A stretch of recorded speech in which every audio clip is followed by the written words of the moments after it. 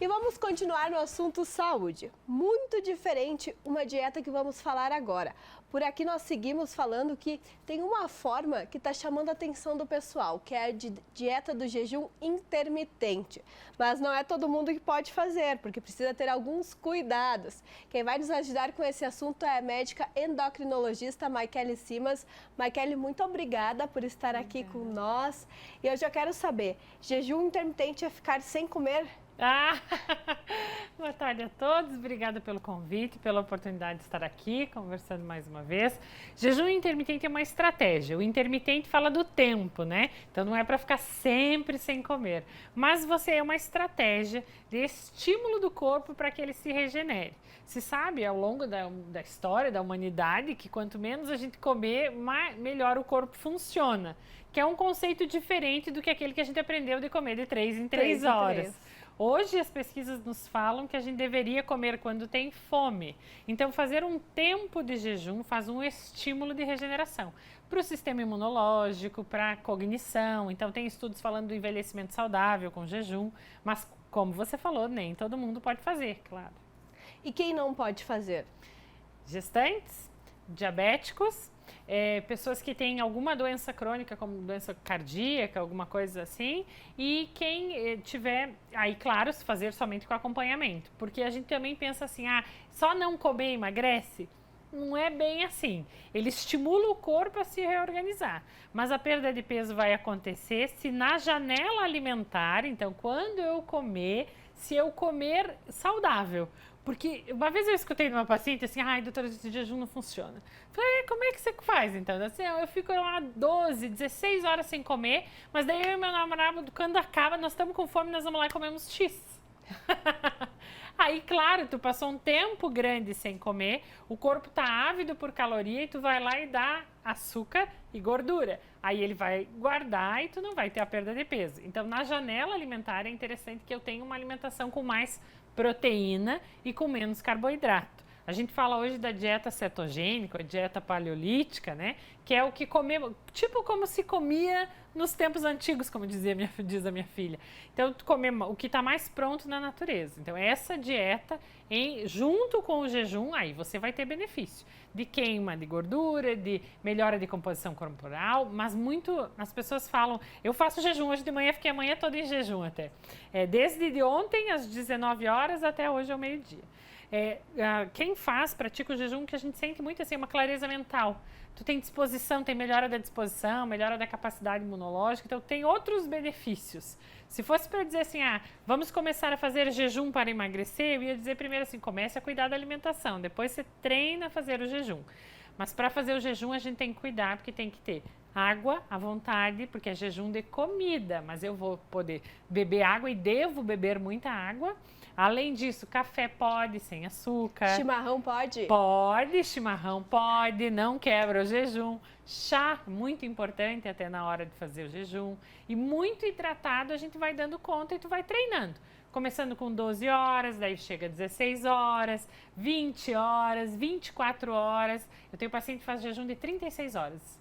E com água, com hidratação. E aí o que vai acontecendo? Tu dá esses estímulos para o corpo para que ele se regenere. Isso chama hormese.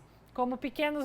Isso que também está na moda das pessoas entrar na água fria. Também é um pequeno estímulo, banho frio, para que o corpo se regenere. O jejum é um estímulo desse também. Mas existe bastante pessoas que estão vendo na internet e acabam baixando aplicativos para jejum e passam mal. Por que isso acontece? Por essa falta de água, talvez, ou por nunca terem feito e começar já com um tempo muito grande? É porque assim, quem está acostumado a comer muito carboidrato e açúcar e vai se botar em jejum, o corpo vai fazer uma queda muito rápida do açúcar no sangue, pela produção de insulina, por todos os mecanismos que levam a isso. E essa queda faz aquela sensação de hipoglicemia, que é aquela sensação de tremedeira, de mal-estar que as pessoas têm. Na verdade, antes de se começar o jejum, quem tem uma alimentação rica em carboidrato tem que diminuir primeiro o carboidrato. Então, o jejum tem que ser feito com preparo. Tu tem que ter cuidado para fazer ele. Ele tem benefício, mas ele tem que ter esse cuidado. Isso vale também, às vezes, assim, eu vou para academia de manhã cedo, daí vou lá e se eu não comer nada eu passo mal. Isso quer dizer que talvez talvez você na refeição antes de noite você comeu muito açúcar, muita farinha, muito arroz. Aí de manhã, né, quem janta, no outro dia de manhã você vai ter um mal-estar por causa disso. Então, tem que tomar cuidado porque isso fala da alimentação. Não é o jejum que faz mal, é o que eu como antes dele e quando eu saio dele que a gente vai ter que ter mais cuidado. E qual é a dica? O que eu devo comer antes? Minha última refeição. Vou fazer um jejum de 16 horas. Tá. O que eu como antes de dormir e o que eu como após sair do jejum? Ah, olha ali. A dica é sempre proteína. Tu tem que sair entrar no jejum com mais proteína e sair dele com mais proteína. Então, de noite, por exemplo, faz um omelete. Pode botar lá ovo, né? Pode botar uma fortaia, que nem do povo daqui, né? Ovo, omelete, queijo. É uma estratégia simples e que vai te ajudar. No outro dia de manhã, tu também tem que, ou de meio-dia, se tu for pular o café da manhã, começa a refeição pela proteína. Então, começa com carne, frango, peixe, porco, qualquer proteína. E coma primeiro a proteína. Antigamente se falava muito de comer primeiro a salada. Só que para a liberação de insulina, que é esse hormônio que regula o açúcar, é importante que eu tenha uma refeição que comece com a proteína. Isso vai dar mais saciedade e isso continua lá sinalizando no corpo que não tem açúcar sobrando. Pode não guardar tanto, né? Digamos assim. Então, proteína é a chave, antes e depois. E durante muita água, tu tem que se manter muito hidratado. Jejum também serve pra gente cuidar pensamento, porque tu fica angustiado, aquela coisa eu quero comer, quero comer, quero comer, e tu vai treinando o teu corpo e aprendendo a lidar com ele, até pra entender, quando é que eu fico com mais fome, qual é o gatilho que faz com que eu fique mais ansioso e que eu queira descontar na comida. Tu vai também se conhecendo nesse processo, né? Mas a água e a hidratação é o que prepara para tudo isso. Maikele, surgiu uma dúvida aqui da nossa produção, se quem tem tireoide pode fazer o jejum intermitente. Depende, se eu tiver com hipotireoidismo ou hipertireoidismo e eles estiverem compensados, então eu estou tratando a doença da tireoide e ela está compensadinha, pode fazer. Se ela está descompensada, não é interessante.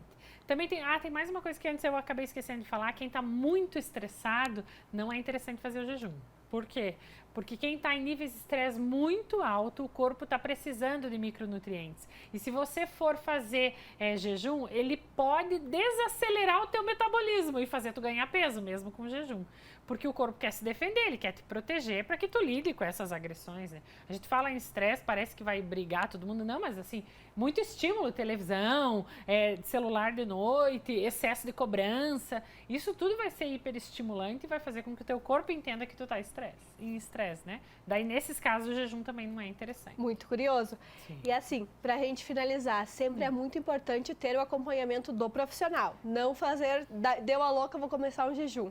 Pois é, na verdade, para qualquer mudança de estilo de vida, é interessante que a gente tenha sempre um acompanhamento profissional, porque não é o que está lá que serve para todo mundo que vai servir para você.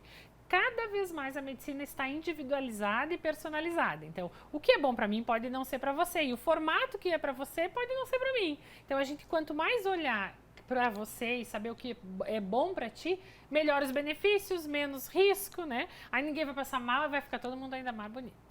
Ótimo! E com saúde, que é o mais importante. Isso aí. Muito obrigada, doutora, por ter vindo ao programa.